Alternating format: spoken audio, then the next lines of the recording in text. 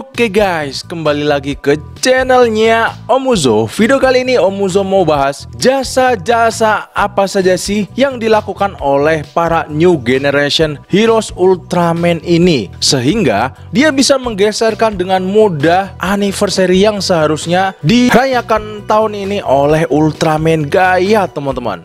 So, nggak usah lama-lama ya, kita langsung lihat aja guys gimana sih videonya. Let's go guys.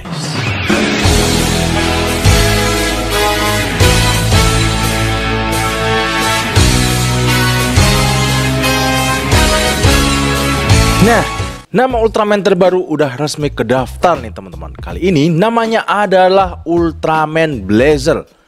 Namun, bertentangan dengan harapan para fans, nama ini gak ada hubungannya dengan Ultraman Gaia, yang seharusnya tahun ini menjadi perayaan ulang tahunnya yang ke-25 seperti tahun-tahun sebelumnya, kayak Ultraman 3 dan juga Ultraman Dyna. Namun, pada tahun 2023 ini tidak hanya peringatan ulang tahun Ultraman Gaia saja, namun ada juga peringatan 50 tahun anniversary Ultraman Taro.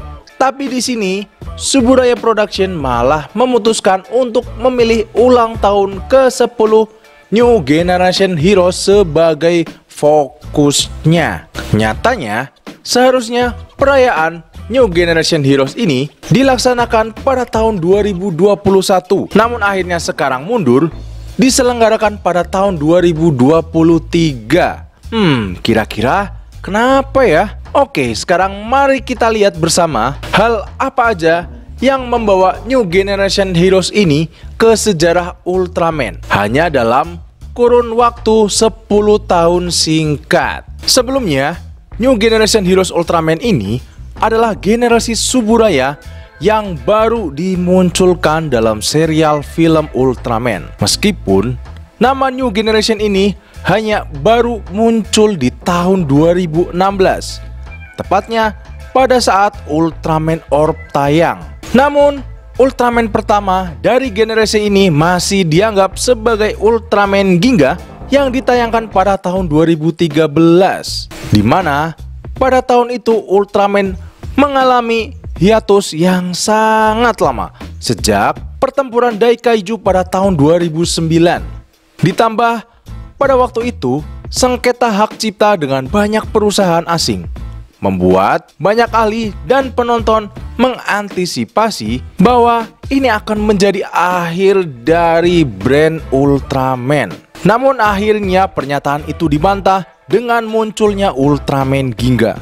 Ini bagaikan sepercik api harapan untuk Suburaya Production. Nah, pada tahun 2013, pendapatan Ultraman Ginga itu benar-benar rendah teman-teman, sehingga film ini tidak mampu membayar produsen hingga 500 juta yen, dimana pada waktu itu investasi film yang sangat kecil dan strategi penjualan mainan yang kurang efektif. Ultraman Ginga hampir aja dihancurin oleh dua brand terkenal, yaitu Kamen Rider dan juga Super Sentai. Namun akhirnya dengan sedikit uang yang dikumpulkan di film Ultraman Ginga masih cukup dianggap untung bagi produser untuk tidak menyerah dan mencoba sesuatu hal yang lebih baru dan lebih epik, meskipun pendapatannya begitu rendah teman-teman. Di sini Ultraman Ginga masih dianggap menguntungkan karena selama tahun itu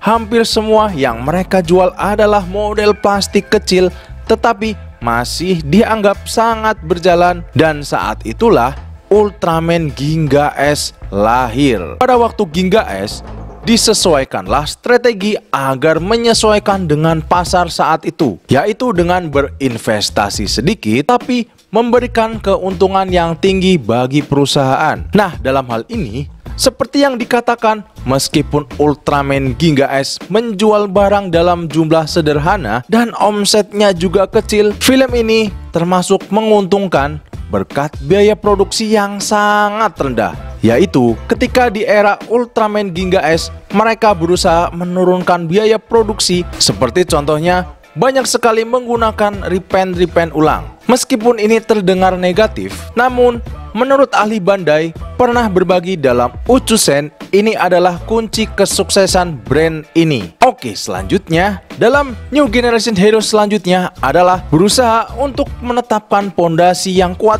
untuk penonton baru yang tidak terbatas untuk anak-anak, namun masuk untuk remaja dan juga orang dewasa. Suburaya juga mengambil segmen agar orang-orang tetap menonton serial Ultraman lagi. Dalam hal ini, mainan memang bisa menguras kualitas, namun cerita dan juga story tetap harus dipertahankan. Setiap poin-poin yang dibuat oleh Ultraman Ginga dan Ginga S ini sangat efektif. Dan akhirnya, strategi ini masih tetap dipakai untuk Ultraman X, Ultraman Orb, Ultraman Jit, Ultraman Rosso dan Blue, dan Ultraman Taiga. Dari sinilah film ini selalu menyembunyikan teka-teki dan juga selera humor agar bisa cocok untuk semua orang. Dan juga pada serial-serial inilah selalu membawa nostalgia agar mereka yang sudah lama meninggalkan film Ultraman bisa tetap menontonnya kembali tanpa merasa terlalu aneh. Namun semuanya sudah berubah sejak tahun 2020, di mana pada waktu itu sedang terjadi pandemi, teman-teman. Hanya dalam waktu 8 tahun sejak semua orang menganggap Ultraman adalah produk yang gagal. Namun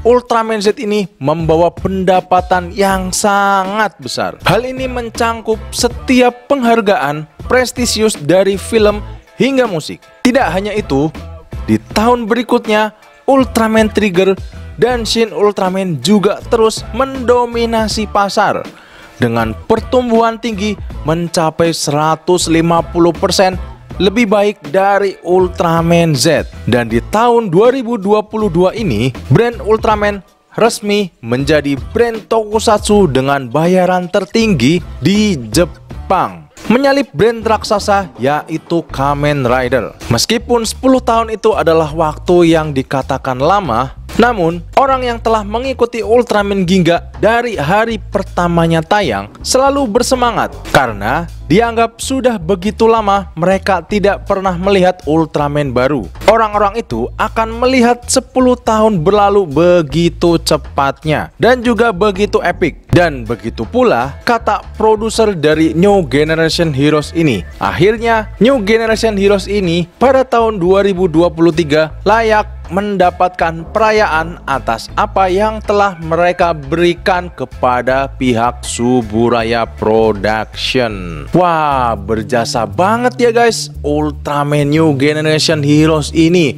Om Uzo juga nggak nyangka ya Ultraman sekarang begitu populer di kalangan anak-anak zaman sekarang. So, mungkin segini dulu guys penjelasan jasa-jasa apa saja yang dilakukan oleh para New Generation Heroes ini. Kalau kamu suka video ini, jangan lupa like dan subscribe channelnya Om Uzo. Sampai ketemu di video selanjutnya.